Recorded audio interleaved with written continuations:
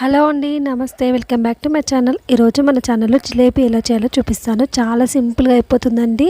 బయట కొనాల్సిన అవసరం కూడా లేదు. దీనికోసం అయితే ఒక గిన్నె తీసుకొని స్టవ్ మీద పెట్టుకొని ఒక కప్పు వరకు అయితే షుగర్ అయితే వేసుకుంటున్నాను.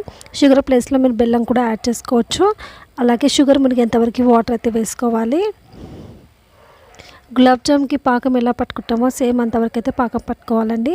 ఇప్పుడు ఇందులోకి కొంచెం ఇలాచీలు అయితే వేసుకుంటున్నాను. ఇలాచీ పౌడర్ లాగానే వేసుకోవచ్చు, లేదంటే డైరెక్ట్గా ఇలా ఇలాచీ కూడా వేసుకోవచ్చు. నేనైతే డైరెక్ట్గానే ఇలాచీ వేసుకుంటున్నాను. ఇప్పుడు షుగర్ కరిగేంత వరకు అయితే కలుపుకోవాలి. మనము ఇలా స్పూన్తో అయితే కలుపుకుంటున్నాను. షుగర్ ప్లేస్లో బెల్లం కూడా యాడ్ చేసుకోవచ్చు. బెల్లం వేసుకోవడం వల్ల కూడా మంచిగా ఉంటాయండి, టేస్ట్ అయితే చాలా బాగుంటాయి అన్నమాట.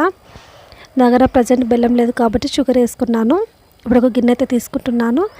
ఇప్పుడు ఈ గిన్నెలోకి దోశ పిండి ఉంటుంది కదా, మనం ఆల్రెడీ దోశకి కోసం అని పిండి నానబెడతాం కదా, ఆ పిండి ఏమైనా మిగిలితే ఆ పిండితోటి ఇప్పుడు జిలేబీ చేస్తున్నాం అనమాట. ఇలా కొంచెం దోశ పిండి అయితే తీసుకున్నానండి. ఒక 3 స్పూన్స్ వరకు అయితే తీసుకున్నాను.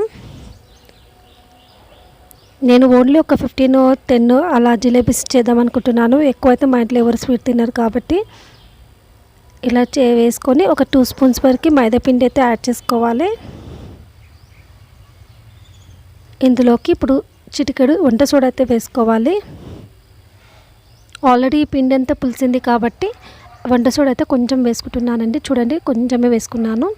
ఇలా వేసుకొని ఇదంతా బాగా కలుపుకోవాలి. ఇలా స్పూన్తో అయితే మొత్తం కలిపేసుకుంటున్నాను. చూడండి, ఇలా కలిపేసుకోవాలి. ఇప్పుడు వెంటనే మనం జిలేబీ చేసుకున్నా వస్తాయన్నమాట. డీప్ ఫ్రై కోసం అయితే ఆయిల్ పెట్టుకున్నాను కడాయిలో. ఇప్పుడు వాటర్ బాటిల్ ఉంటుంది కదండి, దానికి హోల్ పెట్టేసి ఆ వాటర్ బాటిల్లో ఈ పిండి అంతా వేసుకొని ఇలా జిలేబీలా అయితే వేసుకుంటున్నాను. కవర్లో కూడా వేసుకొని చేస్తారు. నా దగ్గర ప్రజెంట్ కవర్స్ అవైలబుల్ లేదు కాబట్టి ఇలా వాటర్ బాటిల్ ఉంటుంది కదా, దీనికైతే ఇలా మూతకి హోల్ పెట్టేసుకున్నాను. చూడండి ఎంత బాగా వస్తున్నాయో కదా. ఇవి మంచిగా ఫ్రై అయ్యేంత వరకు మనం ఫ్రై చేసుకోవాలి. బయట జిలేబీలకైతే ఫుడ్ కలర్ యాడ్ చేస్తారండి, నేనైతే ఎటువంటి ఫుడ్ కలర్ అయితే యాడ్ చేయలేదు. చూడండి, ఇలా కొంచెం కలర్ చేంజ్ అయ్యేంతవరకు బాగా క్రిస్పీగా అయ్యేంతవరకు ఫ్రై చేసుకోవాలి. ఇలా చేసుకున్న టేస్టీగా ఉంటాయండి. ఫుడ్ కలర్ వేయడం వల్ల కలర్ఫుల్గా కనిపిస్తుంది, కానీ హెల్త్కి అస్సలు మంచిది కాదు. సో నేనైతే ఫుడ్ కలర్ అయితే అవాయిడ్ చేశాను. మీకు ఇంట్రెస్ట్ ఉంటే వేసుకోండి. చూడండి, ఇలా మొత్తం ఫ్రై కావాలన్నమాట. ఇలా కలర్ చేంజ్ అయింది కదా, ఇప్పుడైతే ఒక ప్లేట్లోకి అయితే తీసుకోవాలి. బాగా క్రిస్పీగా అయ్యేంతవరకు ఫ్రై చేసుకోండి. తొందరగానే ఫ్రై అవుతాయండి జిలేబీలు అయితే.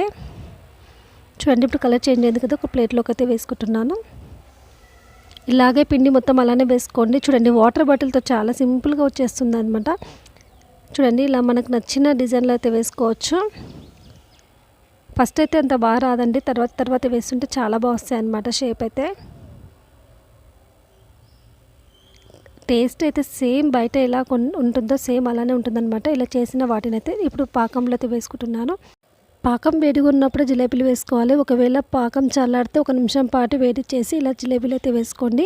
పాకం 1 నిమిషం పాటు జిలేబీలో ఇట్లా నానిన తర్వాత తీసేయాలండి, వెంటనే తీసేయాలి, లేకపోతే మెత్తగా అయిపోయే ఛాన్స్ అయితే ఉంటుందన్నమాట. ఇలా వేసిన 1 నిమిషానికి అయితే తీసేస్తున్నాను. ఇప్పుడు వీటిని అయితే ఒక ప్లేట్లోకి అయితే వేసుకుంటున్నాను. చూడండి, ఎక్కువసేపు అయితే పెట్టుకోవద్దు, చాలా సాఫ్ట్గా అయిపోతాయి అన్నమాట. ఇవి క్రిస్పీగా లోపల సాఫ్ట్గా ఉంటేనే చాలా బాగుంటాయి అన్నమాట జిలేబీలు. మనం ఫుడ్ కలర్ వేయలే కాబట్టి చూడండి, కలర్ అయితే ఇలానే వస్తుందన్నమాట. ఫుడ్ కలర్ వేస్తే రెడ్గా లేదంటే ఎల్లో కలర్లో ఉంటాయి అన్నమాట. కానీ ఫుడ్ కలర్ తినడం అస్సలు మంచిది కాదండి, చిన్నపిల్లలకే కాదు పెద్దవాళ్ళకి ఎవరికి మంచిది కాబట్టి మ్యాక్సిమం ఫుడ్ కలర్ని అయితే అవాయిడ్ చేసుకోవాలి. చూడండి, ఇలా దోశ పిండితోటి ఎంత బాగా వచ్చాయి కదా జిలేబీలు. బయట కొనే కంటే ఇలా ట్రై చేయండి, చాలా బాగుంటుంది. ఈ వీడియో కనుక మీకు నచ్చినట్లయితే నా ఛానల్ని సబ్స్క్రైబ్ చేసుకోండి. Thank you for watching.